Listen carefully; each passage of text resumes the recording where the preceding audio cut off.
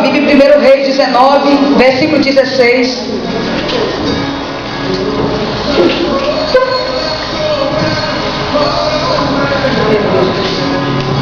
Primeiro Reis 19, versículo 16. Depois 2 Reis 2, 2. De 2 Reis 2 em diante. Todos acharam, irmãos?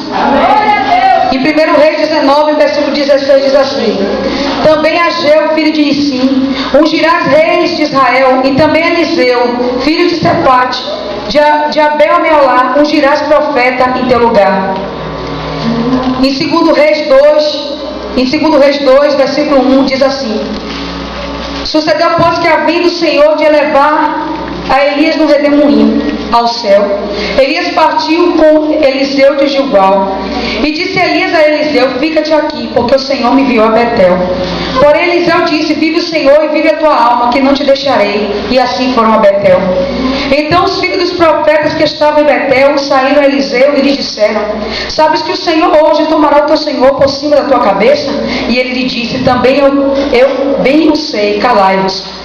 E Elias lhe disse: Eliseu, fica-te aqui, porque o Senhor me enviou a Jericó. Porém ele disse: vive o Senhor e vive a tua alma, que não te deixarei. E assim vieram a Jericó.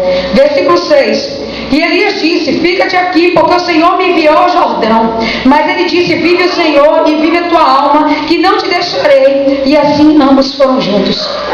Versículo 8. Então Elias tomou sua capa e a dobrou, e feriu as águas, a quais se dividiram para duas bandas, e passaram ambos em seco. Sucedeu, pois, que havendo eles passado, Elias disse a Eliseu: pede-me o que queres que eu te faça, antes que seja tomado de ti. E disse Eliseu: peço-te que haja a porção dobrada do teu Espírito sobre mim. Podes assentar, igreja. Louvado seja o nome de Jesus. Irmão, na semana passada eu estava pregando sobre esse mesmo tema. E uma coisa que me chamou a atenção foi o que eu falei lá na outra igreja. É que Deus, em 1 Reis 19, 16, como nós falamos aqui, nós lemos: também Ageu, filho de Nissim, ungirás reis de Israel, e também Eliseu, filho de Safate, de Abel-Meolá, ungirás profeta em teu lugar. O que eu quero dizer para você nesta noite, que Deus já tinha avisado a Elias que Eliseu seria esse sucessor. E o que eu quero falar para vocês também,